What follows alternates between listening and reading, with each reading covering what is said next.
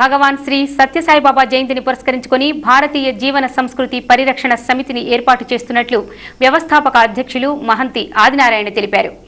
Press క్లబ్లో జరిగిన media సమావేశంలో ఆయన మాట్లాడుతూ భారత ప్రధాని నరేంద్ర మోదీ మాటలను ప్రేరణగా తీసుకుని మరింత విస్తృతంగా సేవలు అందించాలనే లక్ష్యంతో సంస్థను ఏర్పాటు చేసినట్లు తెలిపారు.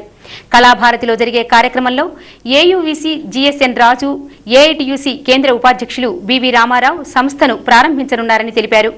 ఈ సందర్భంగా డాక్టర్ ఎస్ లక్ష్మీనారాయణ, పౌరాణిక నటులు బగాది విజయ సారథులను సత్కరించనున్నట్లు తెలిపారు. భారతీయ జీవన సంస్కృతి పరిరక్షణ సమితి అనే ఒక కొత్త సంస్థను ప్రారంభించడం జరుగుతుంది.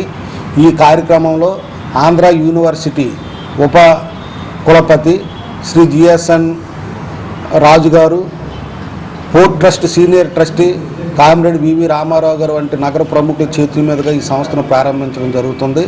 ఈ సందర్భంగా సత్య హరిశ్చంద్ర అనే పౌరాణిక నాటకాన్ని ప్రదర్శిస్తున్నాం. అందరూ ఆహ్వానితులే, ఎటువంటి రుసుము చెల్లించక్కర్లేదు. ప్రతి ఒక్క విశాఖ పౌరులు చేసి ఈ కార్యక్రమాన్ని విజయవంతం చేయవలసిందిగా కోరుచున్నాము.